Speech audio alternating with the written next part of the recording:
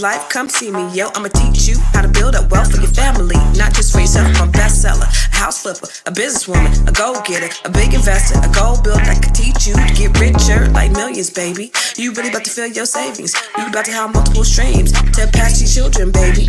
Let me teach you to get your credit on track in the long run. You'll make it all back at Catalyst and watch it all psychology black on firm, but we ain't all black. What's up, everybody? It's your girl, Constance Carter. Happy Tuesday. I'm sorry, y'all. I see you guys been in here waiting in the room, waiting, and thank you so much for your patience. Listen, I was having some technical difficulties with getting my computer up and running. So that's the reason for my delay. So I apologize. What's up? Okay, listen, let me see. Okay, I'm just making sure all of my socials are on. You know how we do, and you guys are already doing it. I haven't even gotten a chance to look at the comments. Y'all been putting comments in. Y'all been waiting on your girl. I see people was in here as early as 10:30. Sunshine Diaz, what's happening? You was in here at 10:30. Thank you. Always support, always love. I'm just making sure that I got this live on Facebook and everything. And really quick, you know what? I should be having Jahari do this actually. Boom. I'm going to put this inside the Stay Woke group too.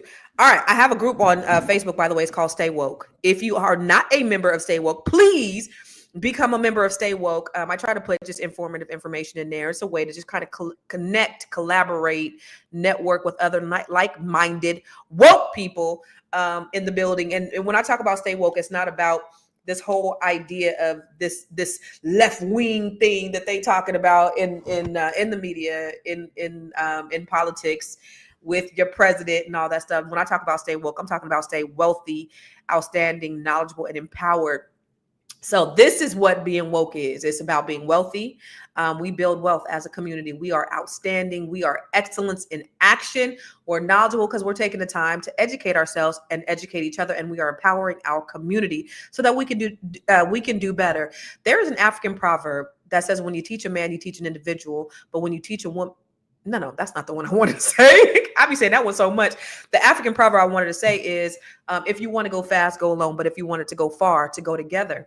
And that's what staying empowered and knowledgeable and outstanding and wealthy is, that we do it together, right? So we are not part of this whole, this Eurocentric ideal of rugged individualism. That's not who we are. We are communal as a people. We go together and we grow together. And that's what staying woke is about. You know, your president has bastardized the word so much.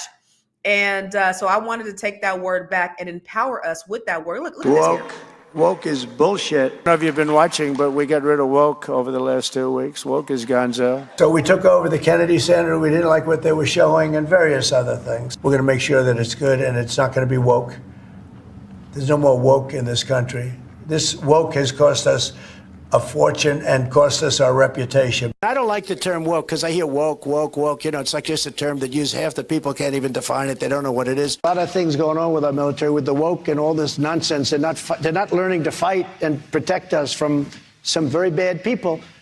They want to go woke. Woke means you're a loser. Everything woke.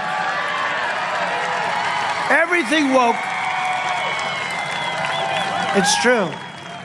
Everything woke turns to shit.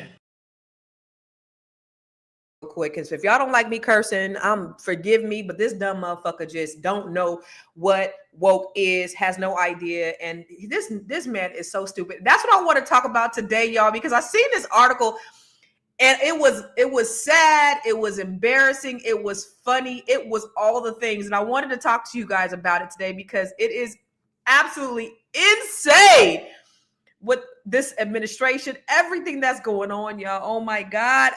This feels like a bad Saturday Night Live parody. But you know what? Before I do that, before we get into that, I wanted to talk to you. I want first of all, you know how we do. If you watch me every day, you know I always like to see where you're watching from, because I know we have people who watch from all over the world. So that's the first thing I want to do. I want to acknowledge the people, because you guys come in here. You're so faithful. I wasn't here yesterday. I had some personal things going on, but I am back here today, and I'm excited to be here. It's one of my most favorite times of the day. So we have Anita from the DMV. What's happening, lady? Who else we got on here? We have Sophia from Stockton, California. I know her personally. We got Lovely JR. Thank you, Miss Lovely JR from Seattle, Washington. Who else we got up in here? What's up, Booker T? Booker T Williams tuning in from Fort Worth, Texas. Thank you very much. Thank you. And we got anybody else up in here? Anybody else put in where they're watching from? The other thing I love to do is I want to make sure. What's up? Born and raised in Compton. That's what's up. Who else do we have in here? Susan from Arizona, and Sunshine is from Oklahoma City. So shout out to you all. The other thing I always want to do is make sure that we acknowledge the Black-owned businesses. It's important that we practice collective economics, okay? So if you have a Black-owned business, you are a Black-owned business, you know of a Black-owned business, put the information in the comments because we want to make sure that we are acknowledging you, that we're doing business with you, okay? So what's up? I see Victory Village Wellness Center, Oklahoma City. We travel at can you come to the DMV at no extra cost? Holistic health, laser, lipo, M-Sculpt, sauna, sweat sessions for detox, red light therapy, health. She said they travel for no extra cost. I ain't know that. Y'all, you if you have plans to be in the DMV anytime soon, Sunshine, let a sister know because I will patronize your services.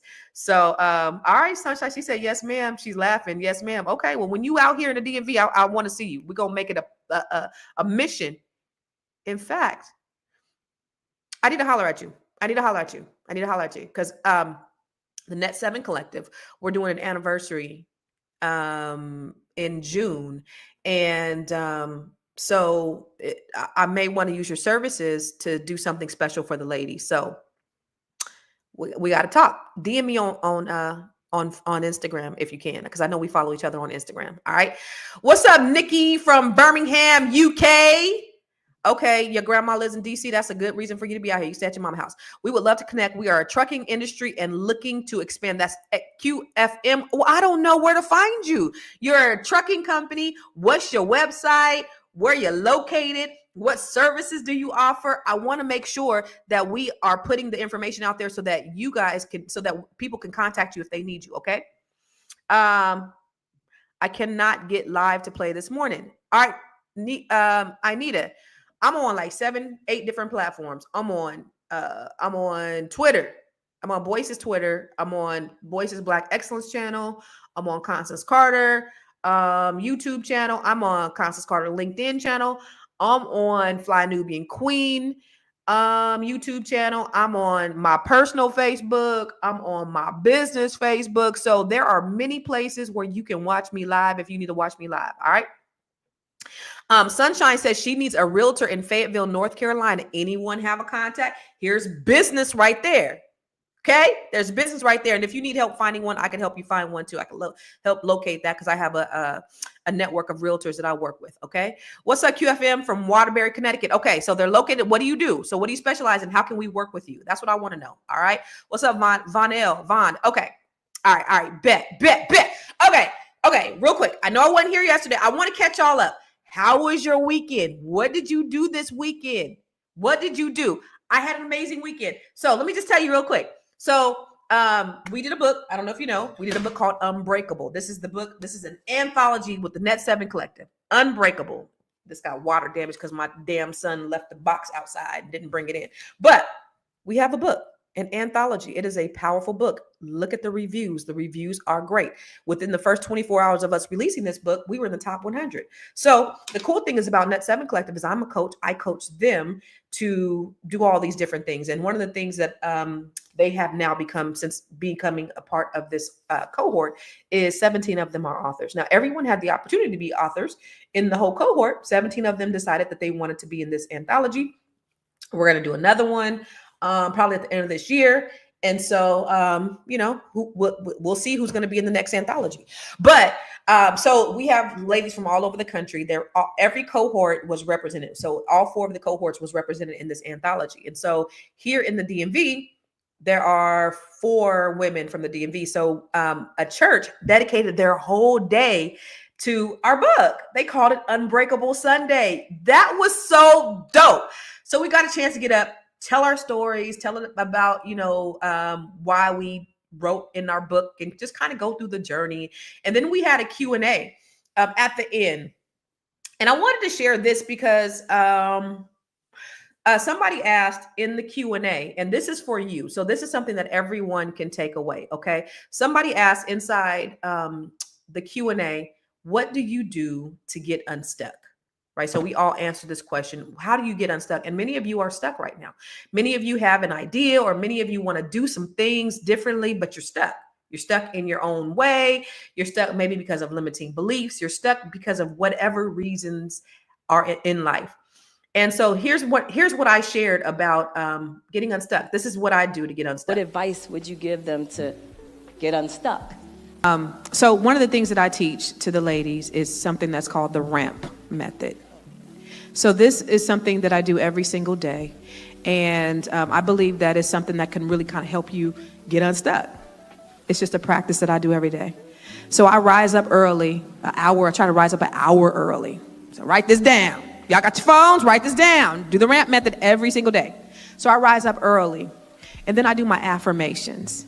I speak life over my life, all the good things that I'm saying about myself. It might be the things that I'm going to do today. It might just be I'm dope. It might be I'm beautiful, I'm great, whatever that is, whatever your affirmations look like for you, I want you to speak life over your life every single day. Then I meditate. Now, the meditation is just listening to God, hearing from God, just a quiet moment, right? I'm just taking it all in, nothing going out. And the P is you pray. But the prayer is not a prayer of you asking for God for anything, or you petitioning anything. It's just a prayer of gratitude. God, I thank you. God, look at them trees out there. Look at this beautiful house. Look at my amazing children. Look at my life. Just a prayer of gratitude. I'm going to tell you, that'll get you unstuck. You'll get motivated for the day. You'll be able to conquer the day. You have set the tone for your entire day by you just doing those 4 things. Rise up, do your affirmations, meditate, and pray. You will get unstuck. So I just want to encourage all of you, for those of you who may get stuck in one way or another, you don't know how to get out of your current situation. You start with small things. This is not rocket science. You just need little things that could help you to move the needle. Get up early and just take some time with yourself. A lot of us we get up, we get rushed, and then we set the tone of our day when we speak negativity over our day, right? So if we say, oh, this is going to be a effed up day, it's going to be this, it's going to be this. Well, we've already spoken what's going to happen for our day. Oh, it's Monday. I hate Mondays. Well, guess what's going to happen? Monday's not going to be a great day. But if you say, this is going to be a great day, I look out my window, I'm seeing all God's blessings. I'm hearing the birds that sometimes be doing too much. I'm listening and I'm taking all of that in, and I'm just grateful. So when I'm talking to God, it's not, hey, God, hey, can you do me a favor and bless me? Can you help? Can you make sure that I lose some weight? No, I'm just saying, God, thank you. Thank you, because you've been so great, and look at my life and look at the things that you continue to bless me with every single day. That is what I do. And that is going to move the needle. And then speaking over your life, oh my God, I can't tell you the things that affirmations have done for different people, including myself. Sometimes when we're in doubt, or we have this block, or we don't know who we are, or we think we are unattractive, or we think whatever about ourselves, when you start to speak these things over your life, then you may not believe them, just speak them. Okay. I'm beautiful. I'm amazing. I can do anything I want to do. I can do all things, all that stuff. You start speaking it even before you believe it. At some point, that repetition is going to make you believe it. And then you're going to start to see a transition in your whole life, in your whole attitude, your aura, all that stuff. So let me tell you, thank you, Sunshine. And thank you, lovely JR. It's real. It's real. So if you want to get unstuck, if you want to change your mindset, your life, your heart, all that stuff, definitely do those 4 things. And I promise you, it's gonna make a difference. And if you do them for like 21 days straight, then it becomes part of your DNA. Then it just becomes a habit. Okay. So I wanted to say that. What's up? I need it from the DMV. I want to say that. The other thing I want to let you know, because today is Tuesday, but every day is a woke day, a wealthy, outstanding, knowledgeable, and empowered. I want to give you my woke tip for today, my woke minute, real quick. Welcome to the woke minute. It's your girl, Constance Carter. This is where we will drop quick tips to build wealth, seize opportunity, gain knowledge, and empower your legacy. Multiple streams of income, because one stream ain't enough. The average millionaire has 7 streams of income, and Ecclesiastes 11:2 said you should have 7, no 8 revenue streams in case a disaster strikes. Now let me ask you a question. How many do you have? Start with 1 extra stream. Side hustles, stock, real estate, or digital products. Don't chase money. Attract it. Attract it from every direction. So stay ready so you never have to get ready. That's your woke minute. Because when you stay woke, you stay wealthy. It is, that's what it was, that's what's going to be. So that part of that, getting to the place where you're able to build wealth, most millionaires have at least 7 revenue streams. And so that's important. So make sure that your eggs are not all in one basket. Remember what happened in 2020, a disaster struck. Ecclesiastes 11:2 says, have multiple revenue streams in case a disaster strikes. And so you never want to get caught holding the bag. So that's the second thing I wanted to tell you. All right. So y'all, I wanted to talk about what was going on. And there's so much going on in the news today. Oh my God. So y'all see the title, right? Wait, what was the title? Rats, card tables, and bring your own toilet paper. I read this crazy article inside Yahoo, on Yahoo, y'all.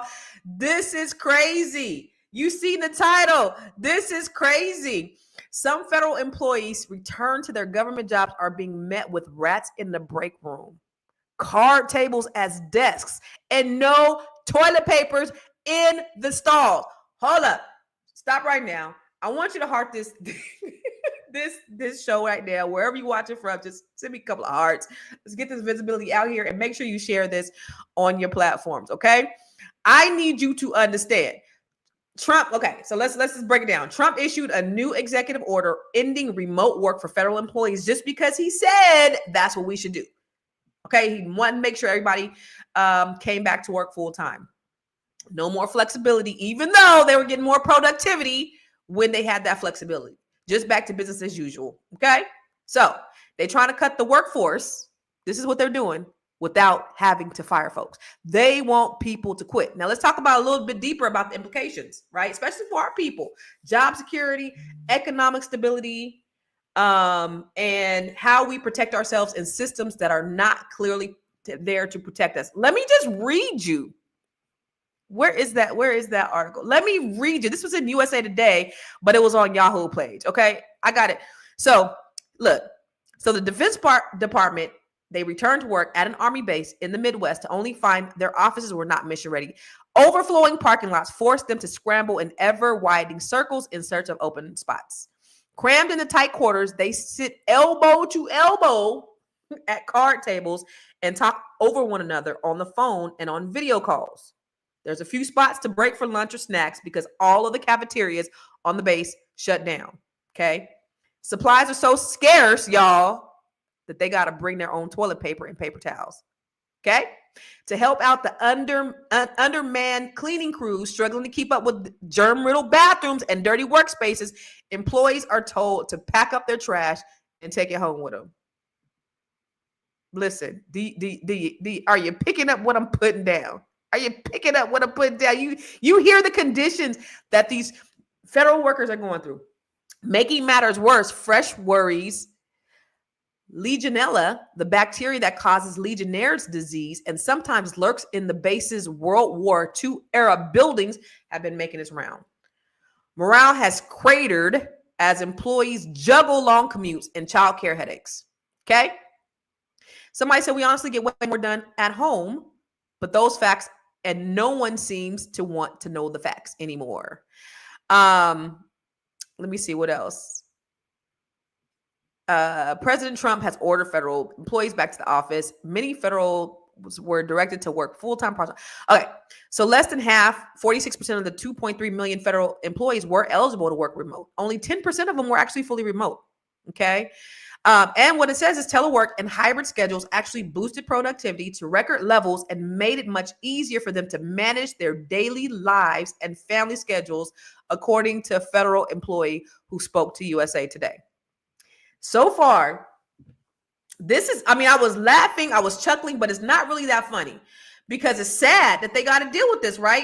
Anybody, and so a good girlfriend of mine, because a lot of people out here have good government jobs. They haven't been mandated to go back to work yet, but she says there's no place. We're like going to be working on the steps outside of the building. There's no place for us to go to work. So, but they're trying to prove a point. Doge is trying to prove a point. Trump is trying to prove a point, right?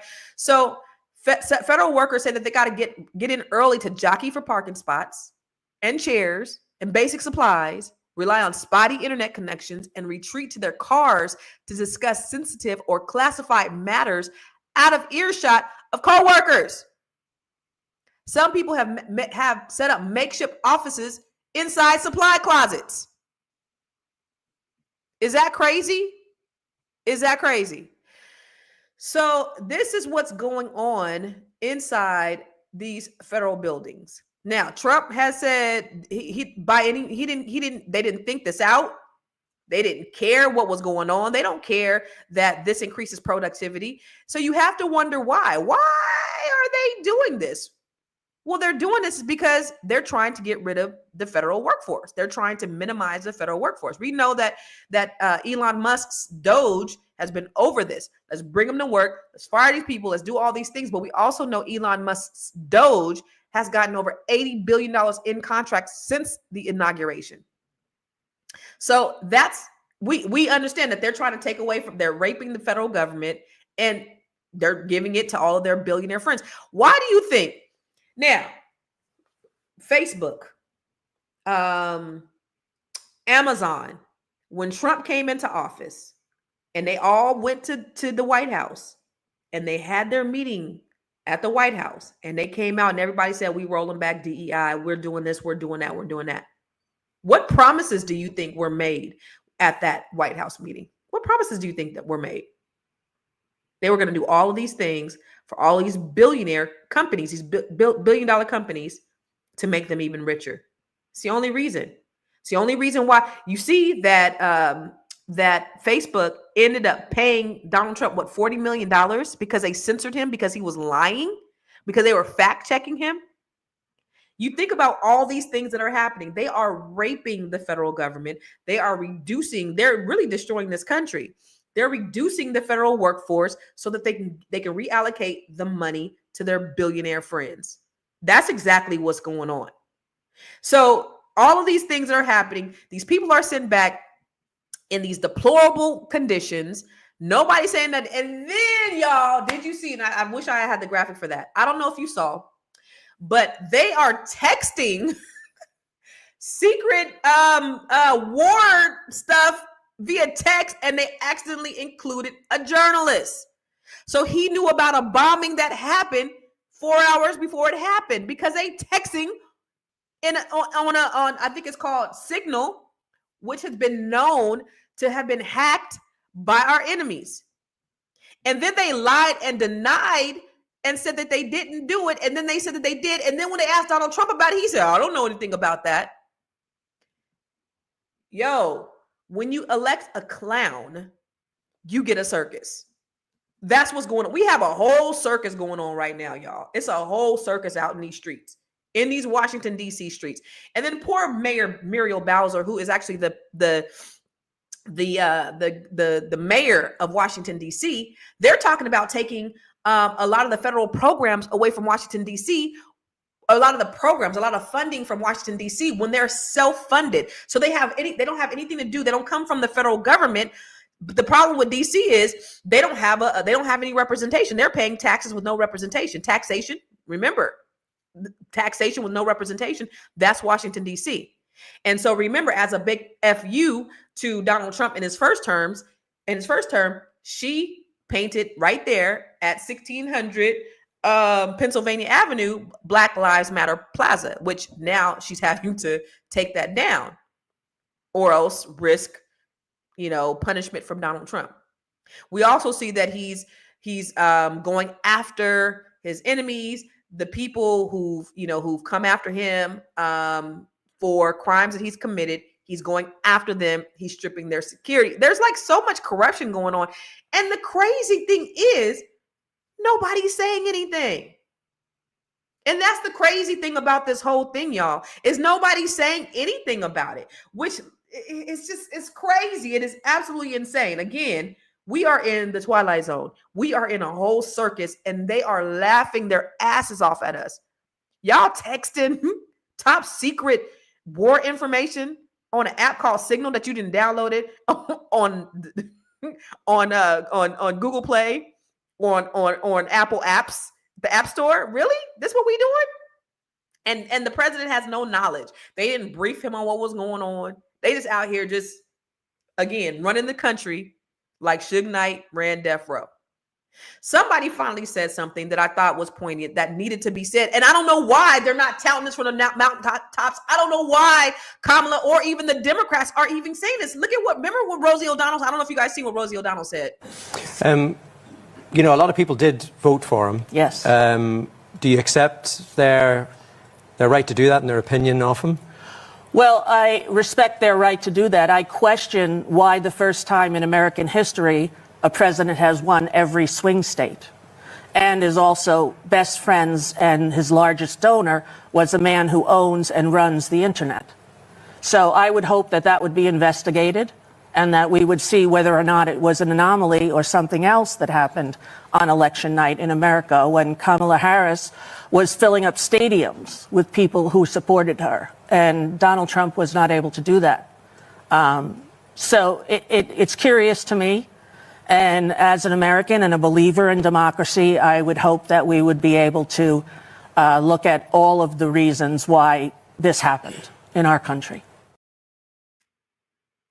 Why is nobody saying this out loud? Why aren't they shouting this from the mountaintops? I don't understand. This man couldn't fill up a stadium. We know that in swing states, in states where the Democratic governors were being elected, Democrats, every other Democrat was being elected except for the president of the United States. That's strange. It doesn't make any sense. It makes absolutely no sense. But the bigger question, because I mean, we knew that, like Kamala Harris was, so much support, not just from our people, but across the aisle. Everybody knew that Donald Trump was incompetent. Everybody knew that he was not fit to be the president. Everybody knew that. The only people who didn't know that were those inbred Mountain Dew drinkers over in Kentucky and Brian Shanklin, if you're watching. But everybody else knew that. So the question is, why isn't anybody saying that? That's a big question. So I don't know if something's working in the background. I don't know, because while they're raping our federal government, while they are dismantling all of our safeguards, DEI and the CFPB and all of these things, while they're doing all this stuff, I pray that they're doing something to investigate this. Because if there was some type of impropriety, if they did rig the machines, they should be able to figure that out. Elon's system is not that uncrackable.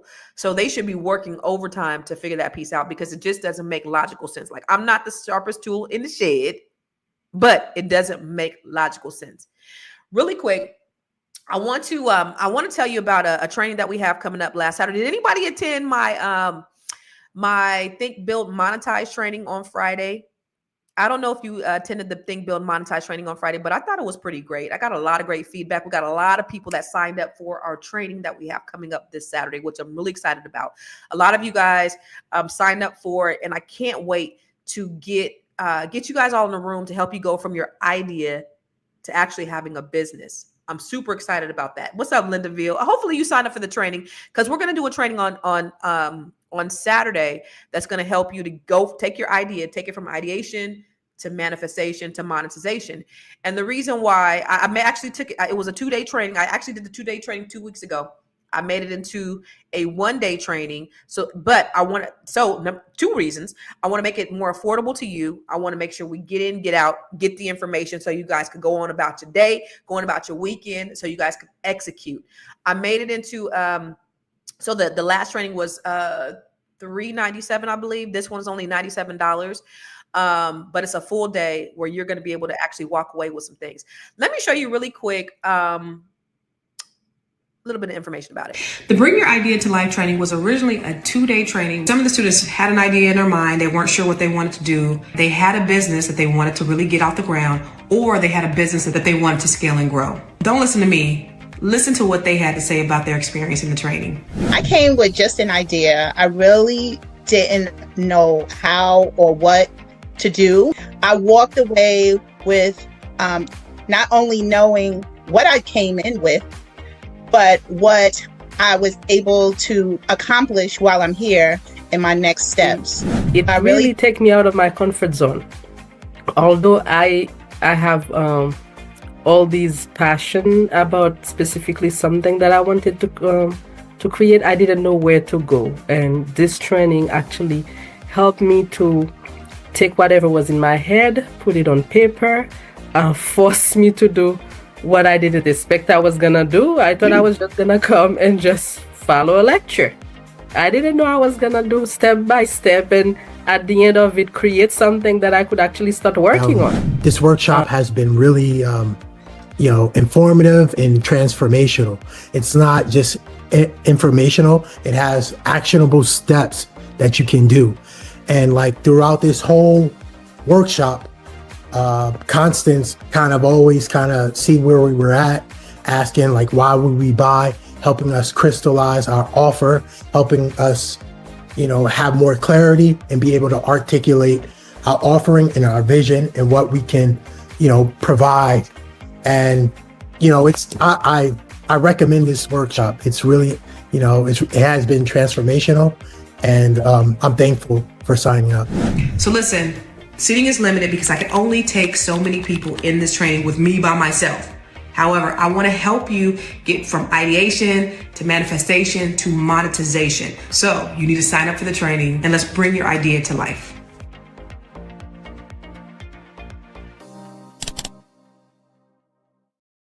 So bringyouridea-to-life.com. Go to bringyouridea-to-life.com. Let me put it in the comments so you guys click on it. Bringyouridea-to-life.com. So let me just tell you, Sophia said, is this going to be part of the Grow Your Money Club? It's not, because it's going to be a hands-on all-day workshop that's going to be specific to the people that are there. So this is the kind of training that you need to have live, because I'm going to be talking to people specifically about their businesses, help them articulate the value, help them get from ideation to actual concrete business, show them the roadmap of how to get to the next step. That's what this training is going to be. So it's not the type of training to just, throw inside the Grow Your Money Club. Because again, like I said, it's specific to the people that are there. Somebody said in there, I thought this was just going to be a lecture. Let me tell you something about me. I don't do lectures. I need you to talk back to me. So even when we do the webinars, when I'm talking to you, I like the interaction. I don't sit up here. I'm not the one that's going to sit up here and teach and instruct. I need engagement. I need to talk to you personally. And so that's what we're going to do in this training. So if you are interested, go to bringyouridea-to-life.com. I was going to increase it to $149. I have not had an opportunity to yet. Okay. Because I have not been in front of a computer where I'm able to do that. So it's still actually $97. So if you're interested, I'm going to increase the price to $149 because it's worth well over $497, which is valued at, but it's worth well over that as well. So if you're interested, you're getting in front of me, and I'm going to help you articulate your value, get your vision, bring it to life. And we talked about 7 revenue streams. Now, if you don't want to be dependent upon this government, if you don't want to be dependent upon that job, if you really want to take your idea, or if you have an idea, or if you have a business and you want to grow and scale it and you need help, your girl built the largest Black-owned real estate firm in California. Got a little bit of experience on how to build a successful business. So I'm going to be here to help you. And if you know anybody else who wants to be a part of this, they have a business, send this information to them. It's called Bring Your Idea to Life. All right. That's what it is. Now listen, the second segment, I want to bring in somebody. I want to bring in my good girlfriend. I think you may know her. She is dope and amazing. And I talk to her like every single day. She's my ride or die. You guys might know who she is. Watch this. APRIL SAMPE. Y'all say one more time. APRIL SAMPE. Y'all say.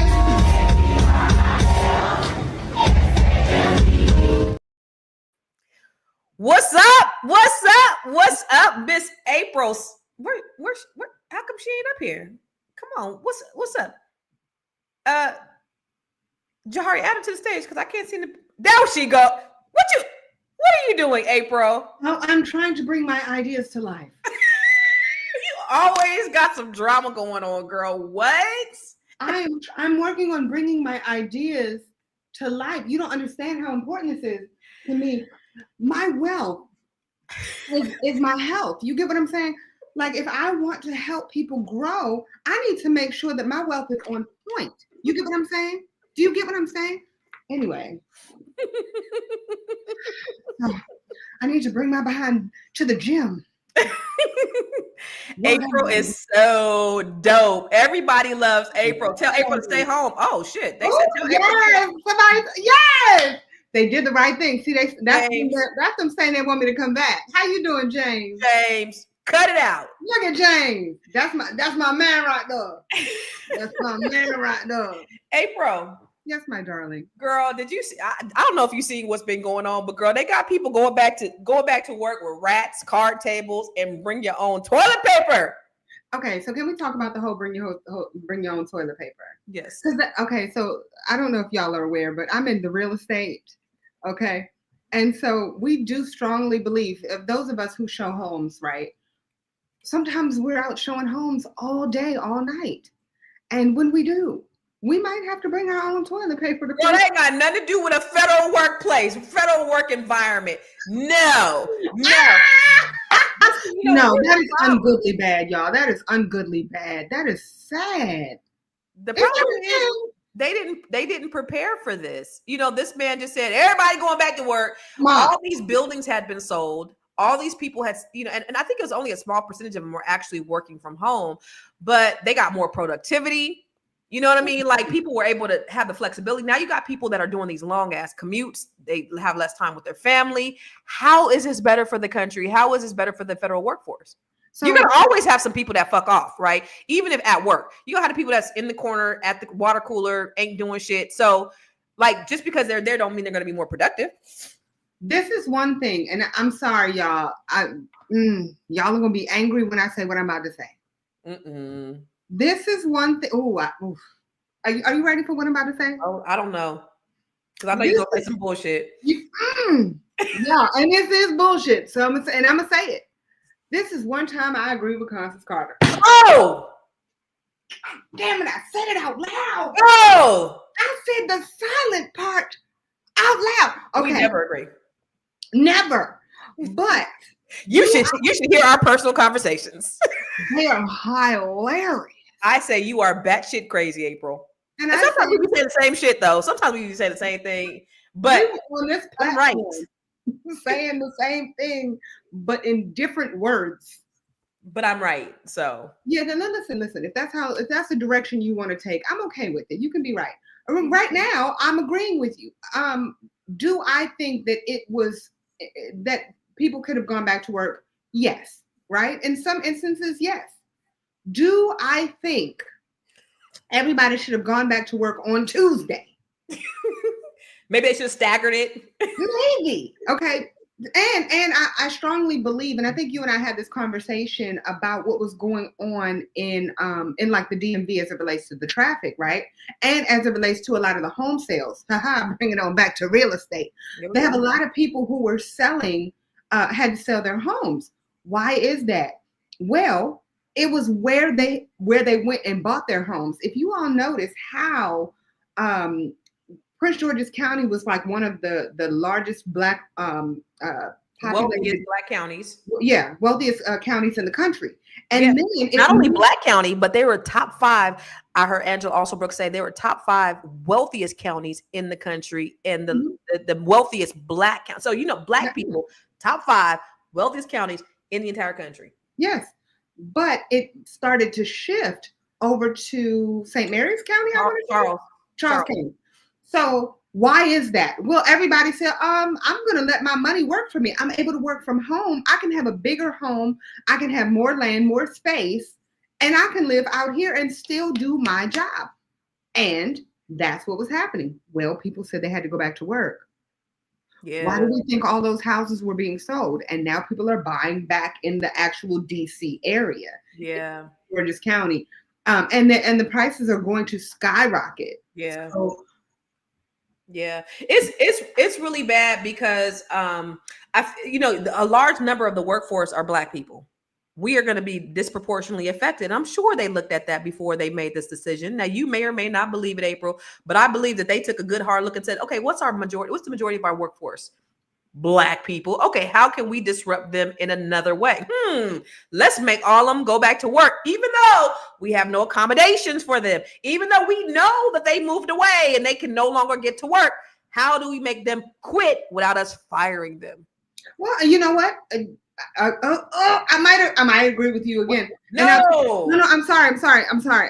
Listen, y'all, I'm sorry. I know that this is not. Ooh, I used to do that. I did. Do what? Okay, so I used to work at this place called the bank, and when I was ready to get rid of someone, I never fired them. I let them fire themselves. When I first interview somebody or hire them, I always find out what they like and what they don't like. When I find out what they don't like, I put it in my pocket. So all the people who used to work for April, this why your ass quit. I'd say, so what things, you've been here for, like, let's say I just took on their office. That's diabolical, April. Listen, what is it that you like in at this branch? And they, I love this, I love that. Oh, really? And what is it that you don't like? And they'd be like, oh God, I hate ATMs. Really, ATMs, you say? Noted. I'm ready for them to go, and I swear for God. Oh, you know what? You're on ATMs this month. And I remember you've been coming in at 10 o'clock every day. That was your schedule. Your schedule is now 7:30 in the morning. Well, nobody gets there at 7:30. You will now. So you were Elon Musk before Elon Musk was Elon Musk. He learned from me. So basically that's what's happening. How do we get rid of this workforce? What do we do? So what's the solution for a lot of people though, April? What do they need to do? Well, Mo actually just said what Dr. Boyce Watkins has been preaching, and that is pretty much build your own. Create jobs, create careers for people. And if you create it, it's yours. Nobody can take it away from you. Yeah. You know what I mean? Yeah. And just like you said, Constance, you created the largest Black-owned real estate company in California, right? Mm-hmm. Everything that you were able to do, there's so many people that are trying so hard to do what you did, and they're not necessarily successful. One of the reasons that you have been so successful is because of the relationships that you built with your team.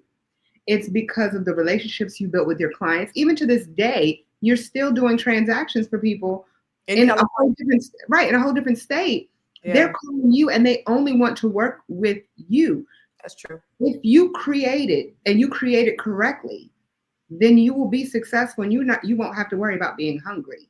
So how do they create something successful? Because I think that's the thing for a lot of people. They don't know how to create successful businesses. They want to try to do something, but they don't know how to do it.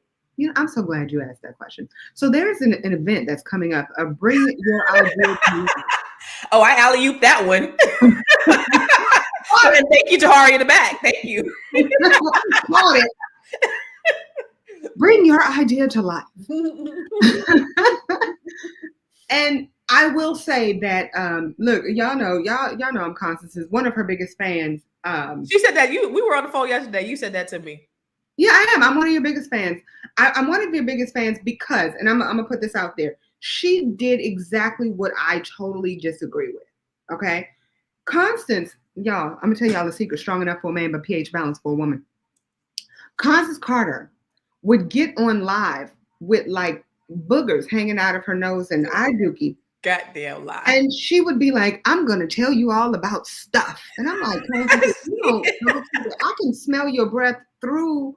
Like, she got morning breath. She's in bed like, hey, I'm still. It's not true. Okay, y'all, maybe it's a bit much. But I'm just saying that she would post so much. And I'm like, stop posting. or stop doing this, stop doing that, stop doing this, stop doing that. And when I was able to see all of the success that she had, and then all of the lives that she was changing, screw the success. I'm sorry, Constance. I mean, I want you to be successful, but it's more so the lives that are being impacted. And I think that that's something that we all can take, right? If we are, if we're consistent, we can be more successful. If you don't know what you want to do, you can create it, and you can create it even doing something that makes you uncomfortable. I know you weren't uncomfortable. I mean, I know you weren't comfortable every single time that you were posting, but yet you did it, and you did it well. And now you're taking shit to the next level. It's amazing. I appreciate you. You're helping people write books. You're helping people start businesses that they never thought that they were able to do. Yes, Unbreakable. Mm-hmm. And so I think that what you are bringing to this platform, along with as many others as you can get your face on, I think that you're making so many changes and so many impacts, positive impacts in people's lives. I think that that's a great solution. You know, I appreciate you, April. I really do, because April likes me in real life. I do. Yeah, it's so this is the kind of stuff that she tells me when we actually talk on the phone. This is not like her like just trying to promote Constance Carter. So I just think it's dope, because one of the things I always say, and I said this about Sophia last week, because Sophia Chambers is on here. I've sold Sophia home. Miss Sophia. I sold her home. I sold her son, daughter-in-law, many homes, people in their family, stuff like that, right? And so I say, one of the things I always say is, it's cool when people who don't know you, they show up, they support, or they want to be a part of what you do. But it's another thing when people who do know you, they see you good, bad, ugly. They see you when you were just starting out. They know, like, if it's real or not. They want to mess with you. And so that's the difference, is when you have people who've seen you up close and personal, and they still think you're cool. Or even my kids, like my kids think I'm amazing, and I'm their mama. You know what I'm saying? Like, my daughter is like, you know, Mom. And that's adorable. That right there is beautiful. that right there, you know, and my raggedy ass sons too. They all raggedy, by the way. Say that about my nephews. They're all raggedy, but they all, you know, they love their mom. And so it's because I try to pour into people, and it's across the board. But anyway, that idea. So let me really quick, let me tell you about my friend April. She who call it good addiction. It turn me on when they run me like a ninja. Nothing make me wanna take a stand more than that, man. Take a moment just to I'd rather be with you.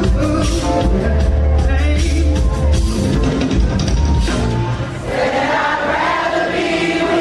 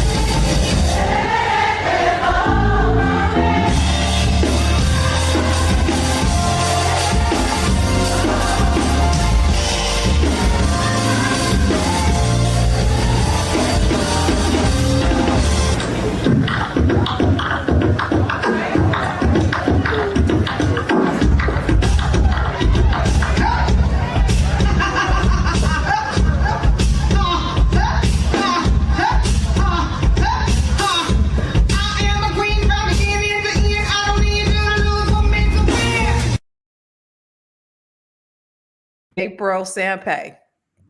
That's what I'm talking. See, April, look at her. She hates when I do that. But see, you be bragging on me. I need to brag on the thing. I know you selling real estate, you real estate extraordinaire out there in what you call it, the Augustas. I know you do all that stuff. Down to the Augusta. Okay. It's down to the Augustas. She's from DC, but now she's down to the Augustas. But the most favoritist thing that I love about April Sampé is her performing. She is one of the dopest performers I've ever seen in my life. And I happen to be a musician and I go to concerts like every Tuesday. So I just think she's so amazing at what she does. April, when's the next time you're going to perform? I don't know. I know I have. So I'm going to be hosting the wine festival. So y'all get your tickets. Wine on the Water. It's going to be down to the Baltimore. Oh, you doing that again? Yes, I have that twice this year. Okay. And I'm also going to be doing a festival in a place called Mount Trashmore which is really close to Virginia Beach. Okay. So those I know are on the books. I've had a few other phone calls. I'm waiting to get contracts. I just love it. I be at everything. I'm gonna always be at everything. And she's like, because I've only known April for 4 years now, and she's like, oh, my friends, they'll stop coming eventually. Yeah, not me. I'm gonna come to every single thing. And do I show up? Y'all, it's so funny because it's something I'm so not used to. Yeah, and she's like, yeah, you'll stop. No, not. Y'all have to realize I've known every friend that I've had for the most part. I've known since elementary school, with the exception of 2. I'm not counting Constance.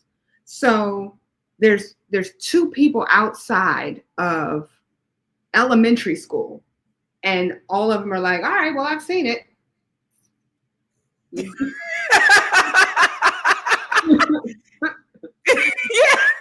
I mean, if I could go see, I've seen Layla Hathaway like 100 times. I see Lettucey. Like this supersedes those performances. For real. And I'm not even just exaggerating because she's my good girlfriend. Like, no, she's really, really dope in real life. She's just amazing. She's an amazing performer. So I'm gonna always be there. You ain't never got to like, okay, yeah. I've seen you. Well, okay. So let's talk about look, something else. Oh, well, let me ask you about this. Oh, huh? No, I wanted to ask you. I know this has nothing to do with what we were talking about initially. She's not going to get on the plane, Holly. She said, "Bring her to the Bay." And I get on airplanes. I don't like to. There has to be a lot of money involved in order to put me on a plane. See that? And a lot of people aren't willing to pay, the kind of dollars I'm talking about in order for it to make sense. No, I wanted to know, have we had the conversation about the whole Just Hilarious thing? No, but before we go there, I don't have the video, but let me ask you about your opinion on this one, okay?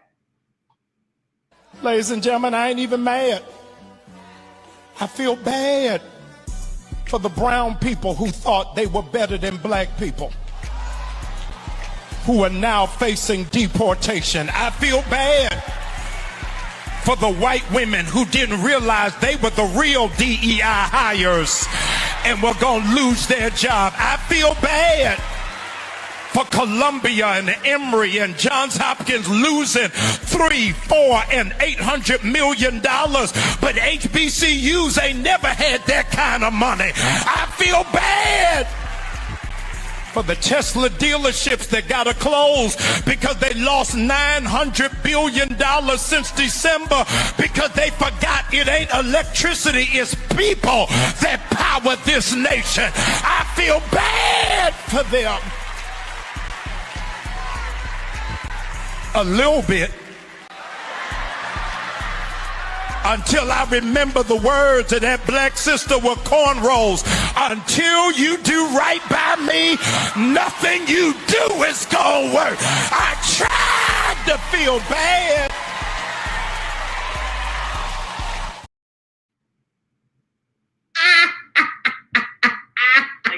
You said I feel a little bit bad. Poquito. Wait, can we talk about the fact though? I'm sorry, because you know me and the way my brain works. Because the first thing he said was ladies and gentlemen. Did you notice that? Can you go back and just play that just the beginning of it, because that was hilarious to me initially. I'm sorry. Okay. Ladies and gentlemen, I ain't even mad. No, okay. I don't understand. That was funny to me. I held on to the gemmin because now that's what I'm going to call the gemmin. Oh, gemmin. What did you think of the content of what he said? I agree with what he said. Oh, you do? So, you know what? I'm going to need you to go sit your behind all the way down. Like why Why are you still sitting up? I don't know. Get down.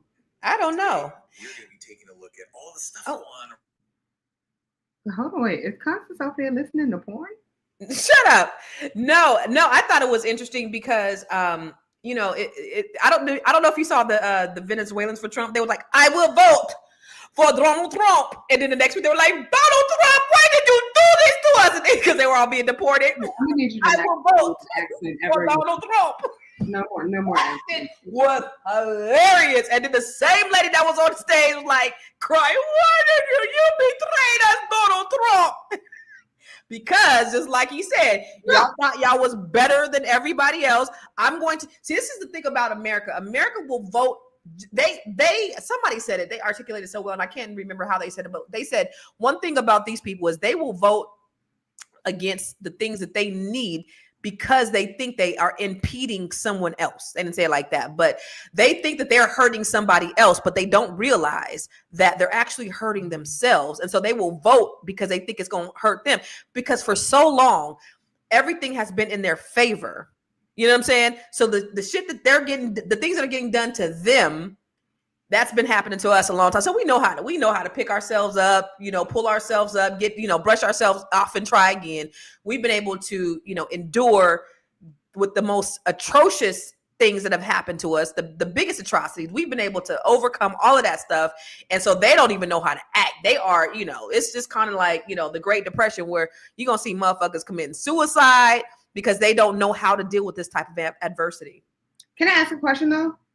Oh, my April hat is coming off. Do you think that that's though on both sides? Because, and the reason I say that is because I agree with you, right? I actually agree. God, I don't like this. This is going to be my last time agreeing with you at all. Okay.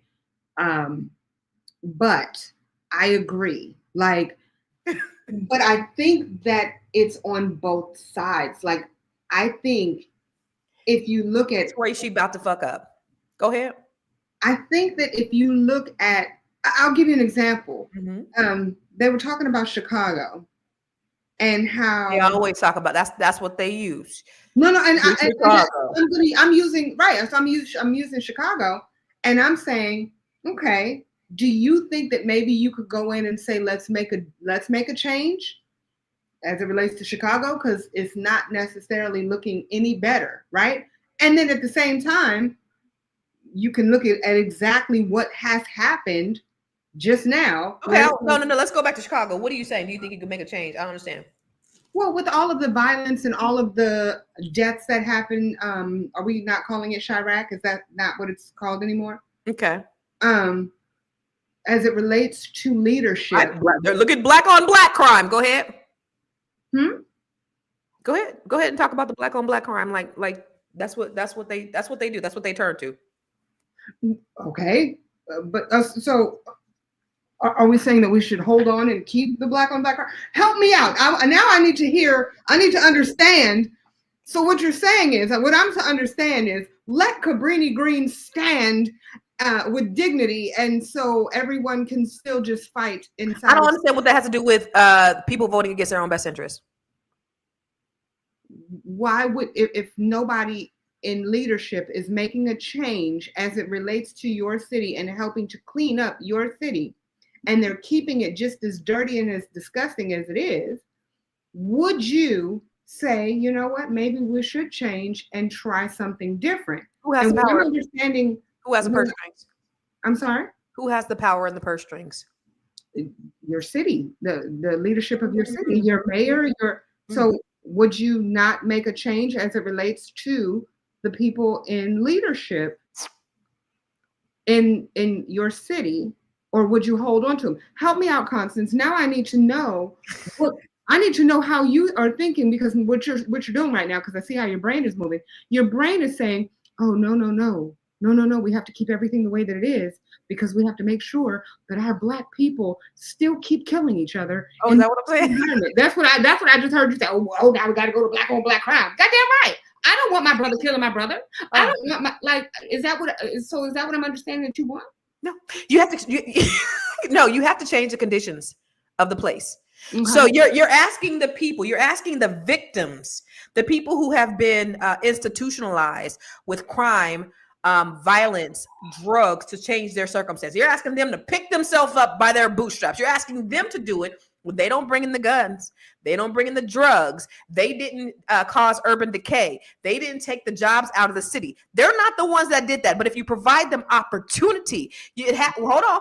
It has to start somewhere, but you can't expect the people who have been conditioned in this environment for so long. Now let's talk about the history of a city like Chicago or even a city like Detroit. When you had the white flight. No. What we're not doing is Chicago. Let's talk about Chicago. No. Hold on. Let me complete my thought. No, because your thought looks like a crackhead on a penis.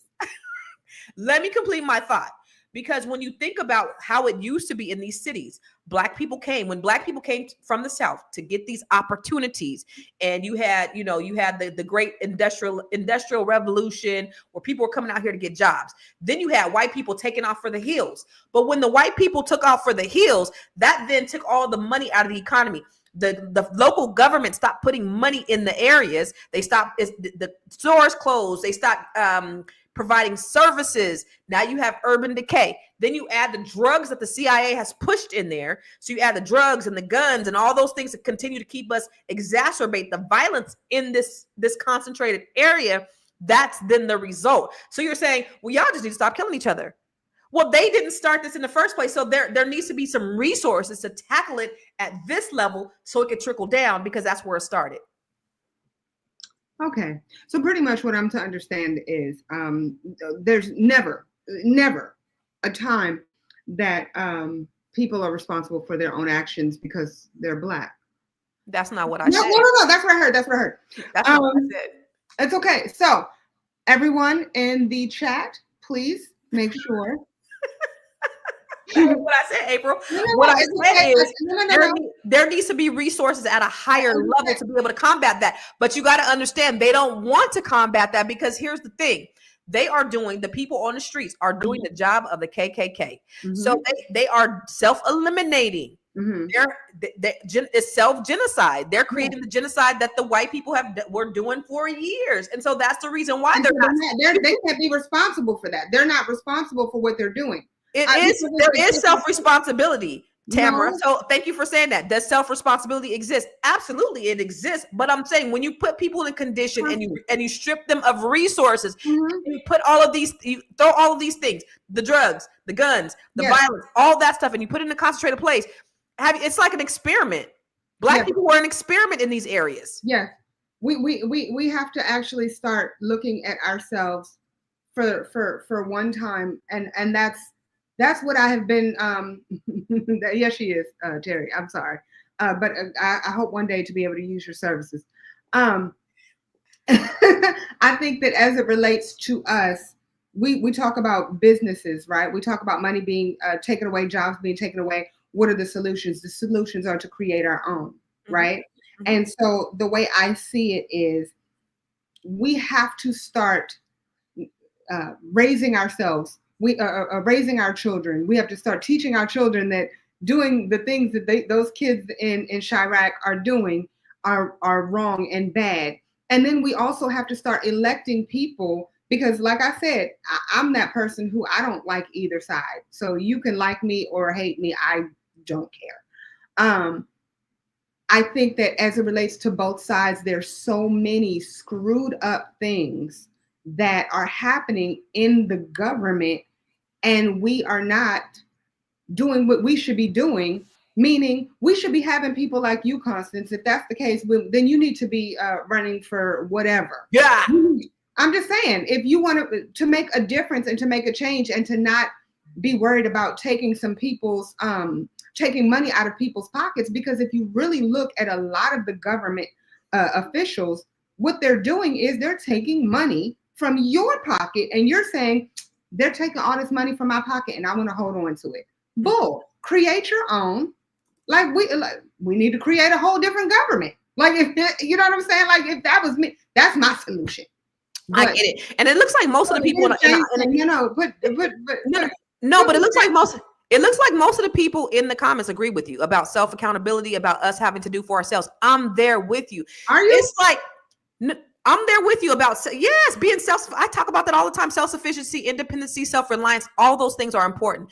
But you got to, but for people to say, like you, to say, you know, the first thing you say is Chicago. That's the first thing them white supremacists say is Chicago.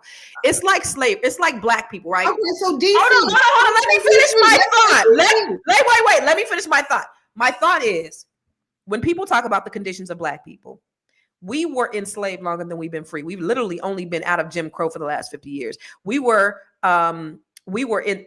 enslaved, or we were oppressed, or not that that's not the word I'm looking for, but for 400 years of this being in this country. So when you look at the conditions of our people, we have not had that long. They've had a 400-year head start. So when you look at places like Chicago, what I am saying is, I'm not saying that there shouldn't be any self-reliance. There shouldn't be any self-responsibility. I'm saying it takes time.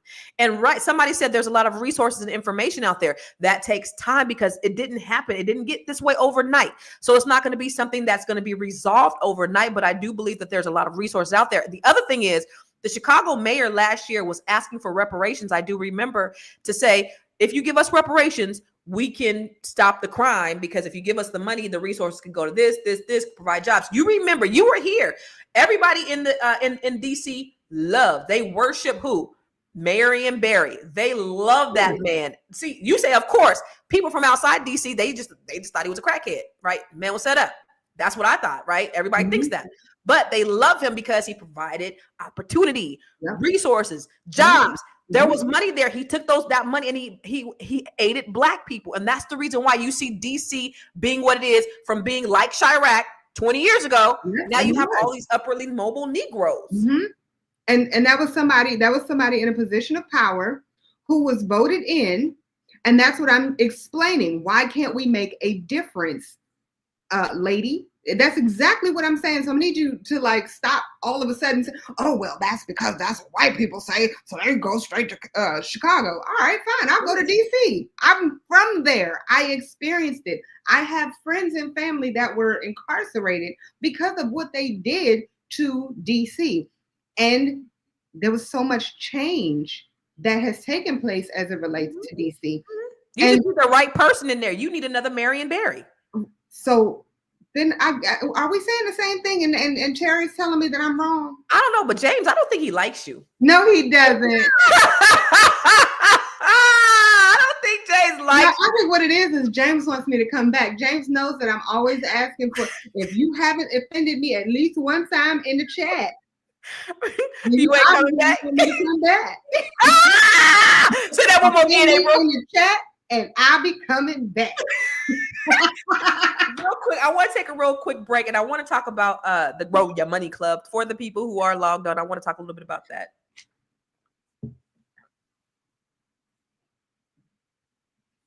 Maybe not. Yeah, I was actually, let's go. If you want to learn how to build your own credit and become a certified credit expert, I got you. If you want to learn. Have you joined the Grow Your Money Club yet? If not, why not? The Grow Your Money Club is a comprehensive program designed to take you through the complete wealth building journey.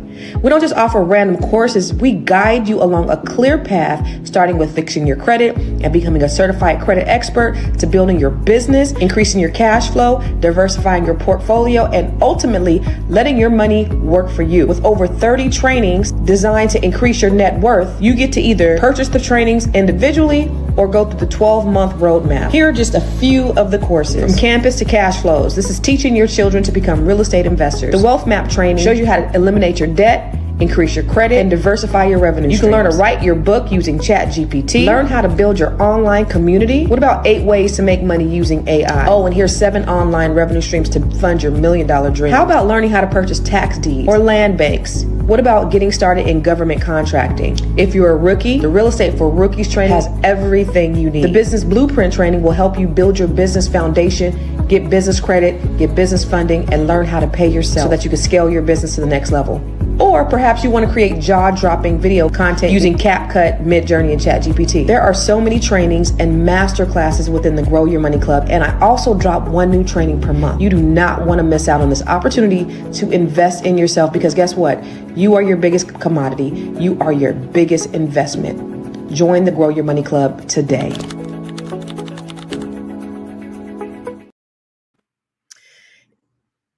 April. Yes, my darling. Somebody said, thank you. So you guys, listen, if you guys are not a part of the Grow Your Money Club, you need to be a part of the Grow Your Money Club. If you cannot afford to do anything else, start right there. That's your entry point to you investing in yourself. I promise you, you will get a great return on your investment. There's no doubt. But if you want to grow as a person, you got to do something. You got to invest.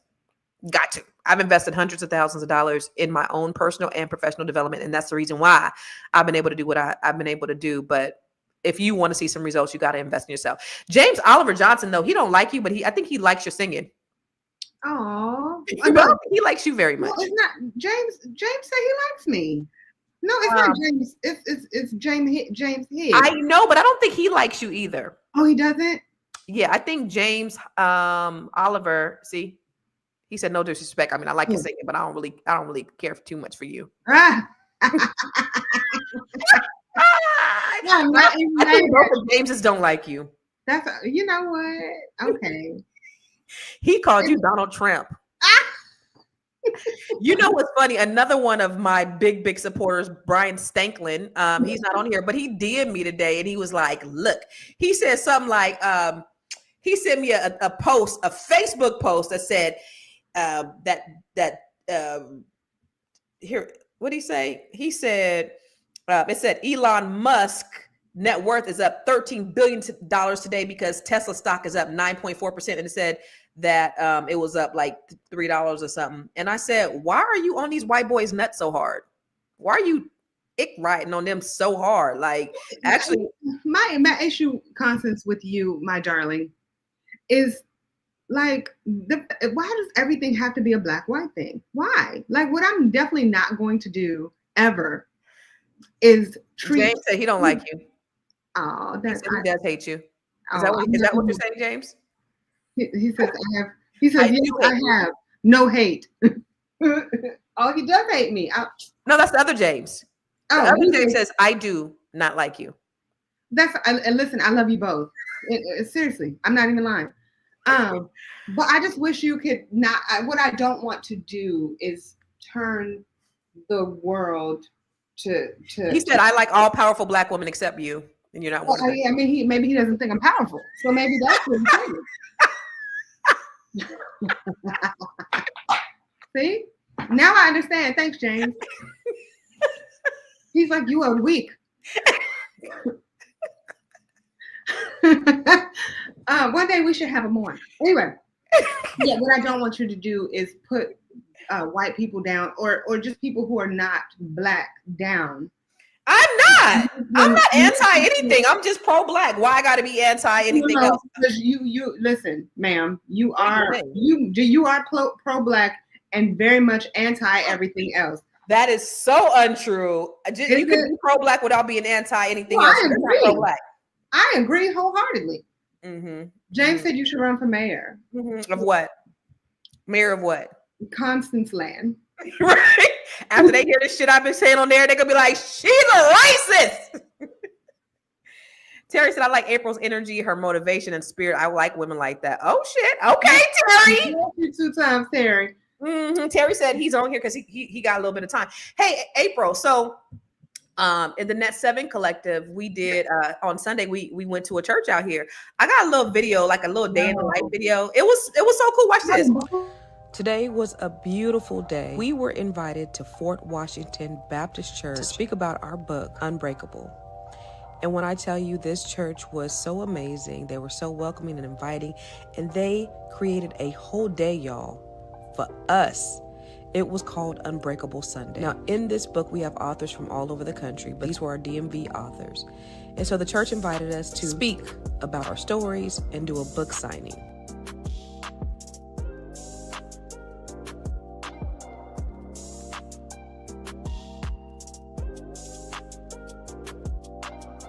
Here we are holding up our books. Then we got to take a picture with the wonderful pastor of that church. And then here's the first lady and the pastor. And then y'all, oh my God, the super lawyer, the attorney at law, Esquire, invited us to her beautiful home, which looked more like an art gallery, by the way, and fed us the best food ever. You see them jumbo prawns? And that shrimp cocktail was to die for. And then she had the nerve to have deviled eggs with caviar. Now here's my girl. Say hi, Lisa. My ride or die Kai is always in the building. Dr. Deborah Cox, how did you get here? And here's the lady of the hour, the hostess with the mostest, y'all. Lady, thank you for inviting us to your beautiful home. This is how you know that God has ordered your steps. I moved to the DMV 2 years ago and everything just fell together. Everything was in alignment. No matter what ebbs and flows and peaks and valleys you go through, God always comes through and always puts things together and in perspective. I made some amazing friends, made some great connections, had some awesome experiences, and they keep getting better and better. This is a testament that if God has placed a dream in your heart, then do it. Had I not answered the call to start the Net 7 Collective, we wouldn't be doing this today. Some lives wouldn't be impacted. Some families wouldn't have access to generational wealth strategies. And these 17 women wouldn't have come together to create something amazing to impact the lives of people from all over the world. Okay, here's to all the unbreakable women, all their accomplishments, all they've done, and all the things that they will do. Yes. This is a true testament, y'all. Then when God tells you to do something, be like Nike and just do it. That was What's up, everybody? Huh? I said that was beautiful. No, I didn't want you to start it yet because I saw that you went into the church. I'm gonna ask you a serious question. Why are you laughing? I'm being very serious. Right? Okay, I already know you about to talk some shit. What? Were you like extra warm when you walked in? Like, nah, your drawers would have got set on fire if your ass would have walked up in that church. I already know. Your drawers would have been on fire. You hear me? Did you feel warm and like? I will say I didn't curse. Oh, that was okay. Yes, I didn't curse. So I do know how to conduct myself. Mm-hmm. Mm-hmm.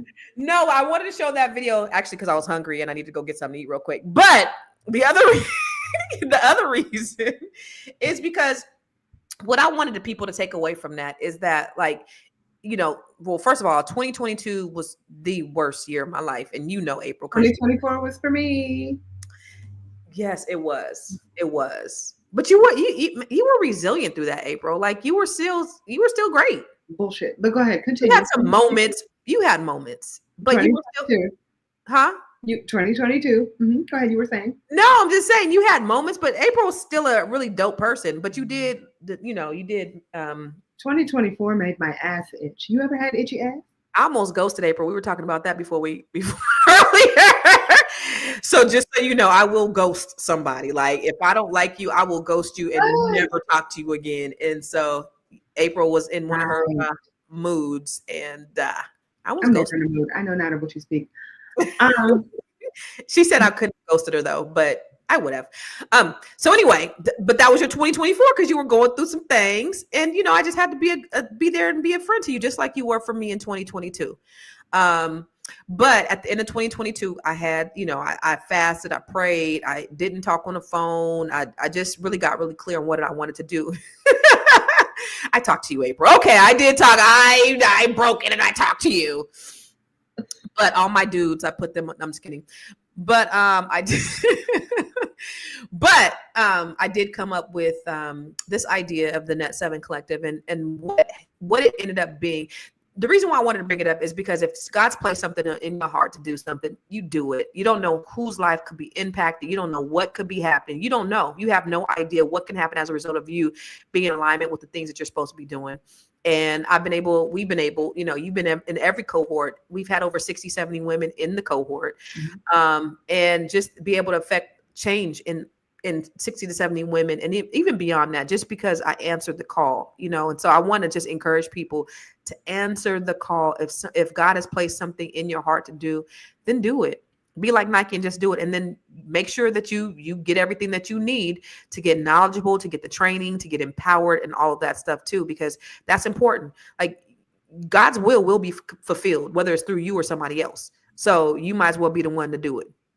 So I want to add something. We were talking about earlier, me working at the bank, right? When I worked at the bank, I never wanted any of my employees to be where I was. And I was doing very well. Like I made very, very good money and all of the things, but I hated the person that I had become. I say all that to say, if you were in any position other than manager, I sat down with you and I said, what did you want to do? What do you want to be when you grow up? And these grown ass people. And they would tell me, well, I don't really know. And the funny part was, me neither. I didn't know either, but I definitely knew how to get what was needed out of others, if that makes sense, right? So they say those who can't teach. And I was able to teach very well. So I would say, all right, let's those who can't teach, because I'm like, those who can't teach what? No, but those who can't, they teach. Okay, my bad. Like, those who can't teach what? Anyway, so I would say, all right, your homework for next week, and I would do this with everybody. Your homework next week, I want you to write down everything you're good at. I want you to pay attention to every single thing that you do over the course of this week. I want you to talk to people, talk to all of your closest friends, ask them, what am I good at? I mean, even if it's down to the way you wink at somebody, even if it's down to the way you make your chicken, whatever it is, write it down. And so we come back and we can have that conversation about what are you good at. So I'll put that out there to all of those who are watching.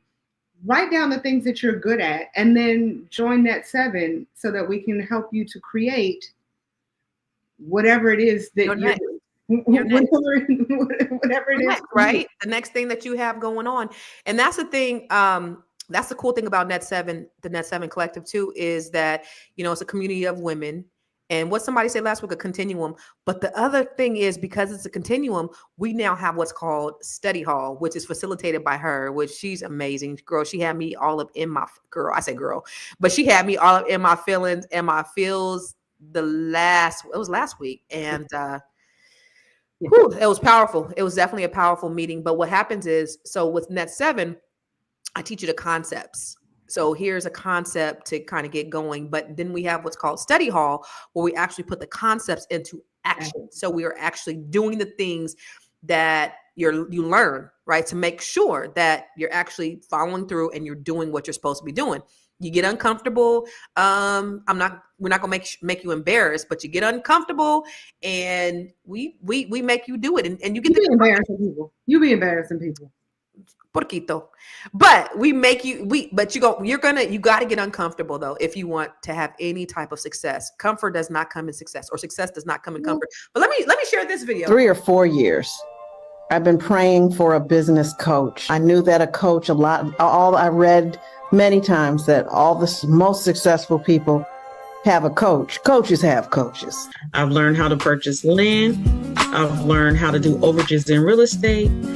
And I even learned some different things with credit, that I've gotten my credit cleaned up with my bankruptcy, that I'm almost in my home stretch, doing everything right now and applying it. I finished 2 ebooks. If I could do it, anybody can do it. And started a nonprofit. I've gotten more out of this than I ever anticipated. Constance has done an amazing job at placing systems to allow us to understand how to prosper in our businesses. I'm telling you, I would move heaven and earth not to miss one of these sessions.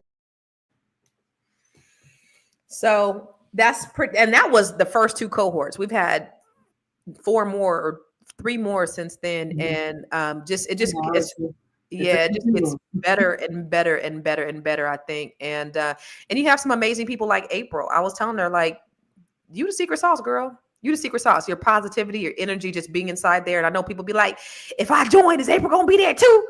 And not one says no one. Says no one. Jahari said she said it. Huh? Jahari said she said it. No, she didn't. Lie detector determined that's a lot. That's what she said.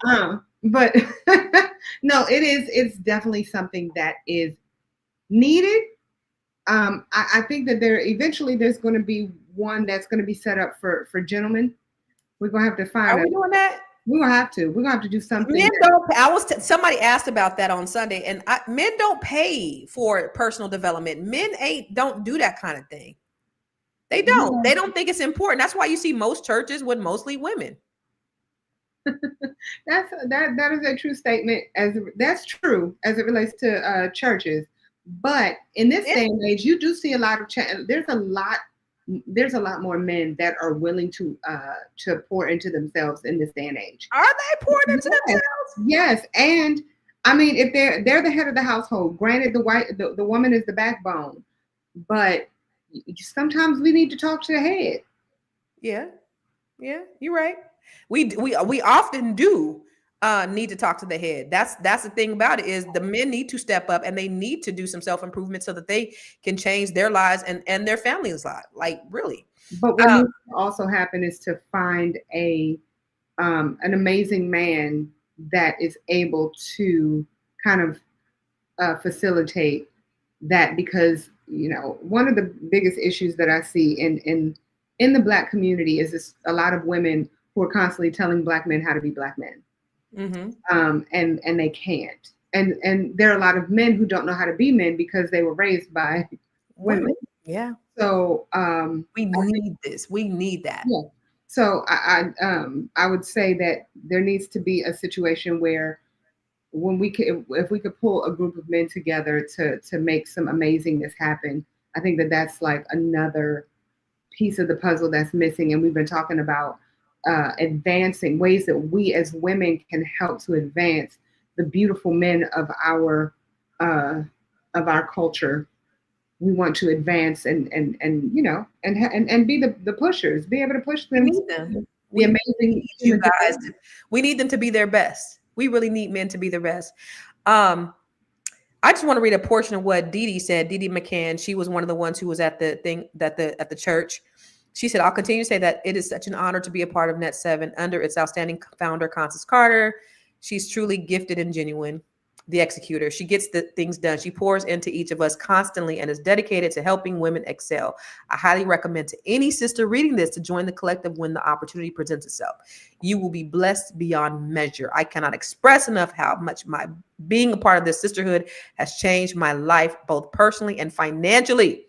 If you want multiple opportunities, girl, she's a whole commercial, and she is Dee Dee McCann Law Firm, Esquire, just an amazing woman. But we're full of amazingness. We got people who are performers and real estate professionals and administrative assistants and scientists and lawyers. We got nutritionists, we got chefs, we said attorneys, we got doctors, we got people who are in tech. We got the whole tech community. I know, right? IT girls. Like, IT girls have their own group.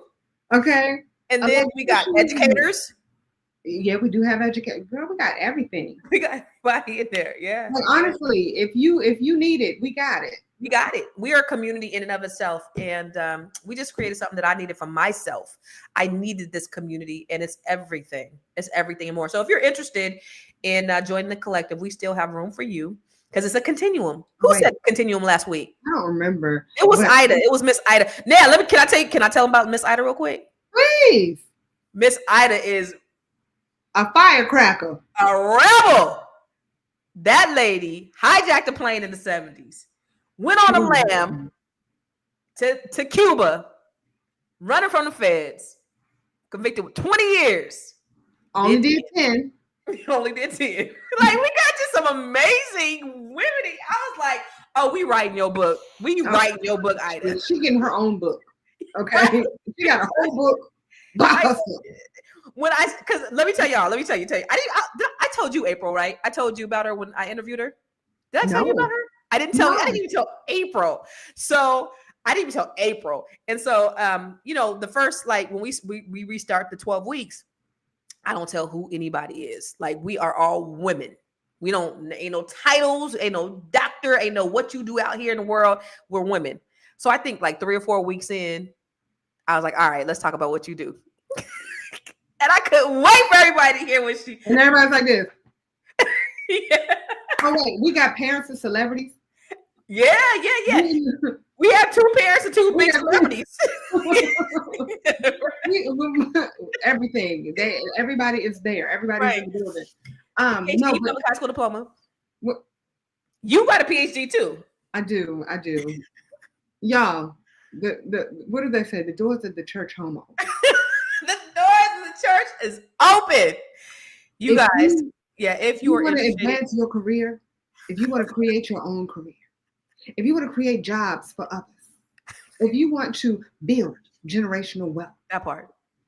If you want to grow on levels that you never thought that you could, the doors are open here to next levels. Yes. Oh, girl, I got to get on this next podcast in 20 minutes. Oh, okay. Y'all, listen. The Fly Nubian Money, huh? I joined all late. My bad. Yeah, no, the Fly Nubian Money podcast is next. And before I get on there, I gotta go get something to eat because I am like starving. Can we all right, can I come back on Thursday and we talk about the whole Just with the Mess? Yeah, y'all want to talk about Jessica Hilarious and the whole breakdown that they had? I want to talk about, I mean, listen, I know we late. We should have been on this like 5 months ago. But look, it happened 3 days ago, but we should have been on it 5 months ago. But yeah, do you mind if we talk about that on Thursday? Talk about it on Thursday. You're a wonderful human, Constance. I don't care what they say about this. I know they be talking shit, but you know what? I'm gonna go out with this Black History Month video. I ran into this lady. In fact, one of my good friends, she's a close family friend. I had no idea. This is her auntie. Look at this. Before there was Black Wall Street, before Madam C.J. Walker made her millions, before we were talking about generational wealth, circulating the black dollar, or equity in leadership, there was Maggie Lena Walker. Now let's be clear. Maggie wasn't born in opportunity. She was born in 1864 in Richmond, Virginia, to parents who had been enslaved. Her mother was a formerly enslaved woman who worked as a laundress. Maggie watched her mama wash white folks' clothes so she could put food on the table. That's where she learned her work ethic, dignity, and resilience. The same things I teach my Net 7 queens every single day. She saw injustice and she didn't just shake her head. She went to work. She rose through the ranks of Independent Order of St. Luke, a Black benevolent society, until she became the leader. And under her leadership, she didn't just create programming. Sis built a whole economic empire. Now let me break it down. She opened up a department store and hired an all-Black staff, from managers to tailors. In a time when Black folks couldn't even try on clothes in white stores, Maggie created a space where we could shop with pride, dignity, and power. And let's not skip this. Every Black person could walk through the front door. That was revolution. She led a transportation boycott so successful that white-owned streetcar company went bankrupt. Now that's the power of our collective dollar. And most notably, she opened up the St. Luke's Penny Savings Bank, becoming the first Black woman in U.S. history to charter and run a bank, y'all. She offered loans to Black families, helped them buy homes, save money, and start businesses, because she understood this: without access to capital, there is no freedom. She didn't just teach financial literacy, she created an infrastructure for Black economic independence. And while others were waiting for seats at the table, Maggie Walker was building the table, carving the seats, and writing the policy manual. Her bank later merged into Consolidated Bank and Trust, the oldest Black-owned bank in America. That's legacy. That's longevity. That's what I call staying woke. Wealthy, outstanding, knowledgeable, and empowered. But she didn't stop at business. She was a philanthropist, an educator, a political force, and a visionary. She supported Black schools, helped the elderly, funded scholarships, and stood up for Black teachers demanding equal pay. Sis was that woman. She wasn't just of her time. She was way ahead of it. Maggie Walker laid the blueprint. So when you hear me talk about credit, ownership, community wealth, and legacy building, understand this: I'm walking the path that she paved. We are her wildest dreams, but she was the original dreamer. Now drop a Black fist in the comments and share this with someone who needs to hear this Black history gem.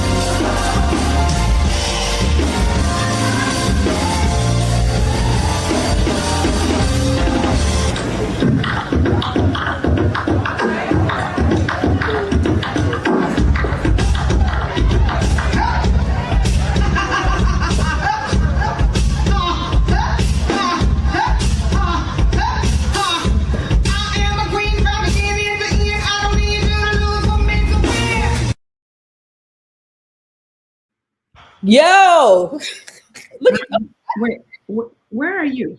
I'm in my kitchen. We getting ready to get up out of here. I see she's never happy. You see that? I'm about to get something to eat before I get on this next podcast. But I'm in my kitchen about to get something to eat. But I had to show you. You see, April thought we were going to be off. You see the look on her face. She hates when I do that. She absolutely hates when I do that. But I had to do it because I absolutely love her. I love her, love her, love her. All right, y'all.